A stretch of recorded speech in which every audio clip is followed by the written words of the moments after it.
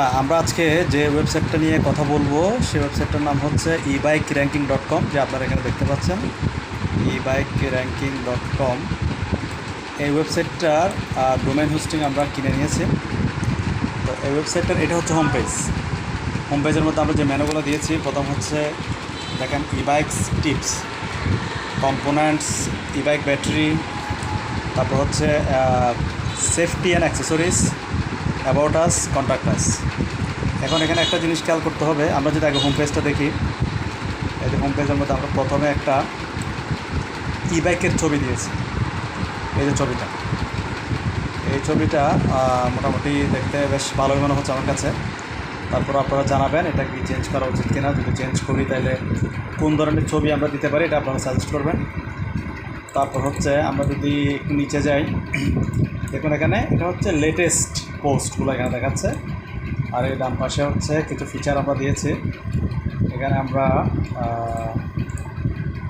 এই যেখানে একটা সার্চ বার রেখেছি, আমি আপনাদেরকে যদি একটু ইয়া দিয়ে দেখাই, স্ক্রিনশট নিয়ে দেখাই।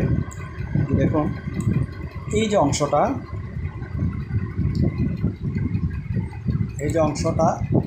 এটা হচ্ছে সার্চ বার। এখানে যদি আপনি কোনো কিছু লিখে সার্চ করেন, অর্থাৎ আমার ওয়েবসাইটের যে কোনো কন্টেন্ট, যে কোনো সাবজেক্ট নিয়ে যদি আপনি এখানে সার্চ করেন, আপনাকে এটা শো করাবে। এরপর আমরা দিয়েছি এখানে ইউটিউব একটা বাটন দিয়েছি, সোশ্যাল মিডিয়ার এখানে ফেসবুকের বাটন দিয়েছি।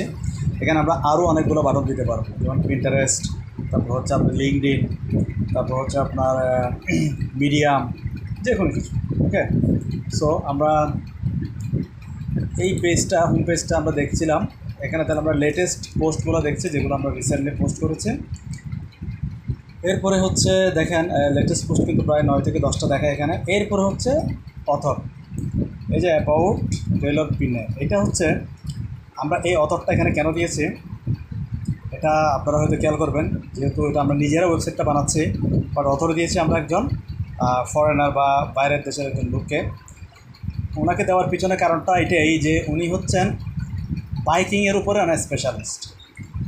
আমরা গুগলের EEAT এই ফর্মুলাটা যদি আমরা ফলো করি, তাহলে এখানে আমরা দেখব অথরিটি একটা বিষয়। তাহলে এই যে ওনাকে আমরা অথর হিসেবে দিয়েছি আমার ওয়েবসাইটে, তাহলে উনি কিন্তু ইবাইকের উপরে অনেক স্পেশালিস্ট, ওনার অনেক অভিজ্ঞতা আছে।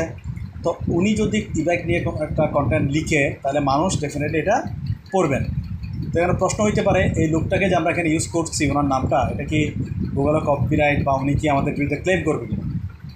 না, এটা মোটেও করবে না, কেননা আমরা ওনাকে কোনো খারাপ কাজ ইউজ করছি না। ওনার নামটাকে বরঞ্চ আমরা হাইলাইটস করছি যে উনি আমাদের এই ওয়েবসাইটের অথর। তো এই জিনিসটা নিয়ে আমি আরেকটা ভিডিও বানাবো, অথর কীভাবে সিলেক্ট করতে হয়। তো এরপরে দেখেন আমাদের এখানে আমি ফিচার টন কিছু ইমেজ এখানে দিয়েছি, এগুলো তো আবার আমি লিঙ্ক করে দিয়েছি। দেখেন এখানে কিন্তু লিঙ্ক শো করতেছে। তারপরে হচ্ছে আপনার নিচে যদি আমরা আসি, এই যে লেটেস্ট পোস্ট এখানে আবার শো করতেছে। এখানে একটা আমরা প্যাটার্ন দিয়ে রেখেছি, এটা পপকর্ন থিমের একটা নিজস্ব প্যাটার্ন।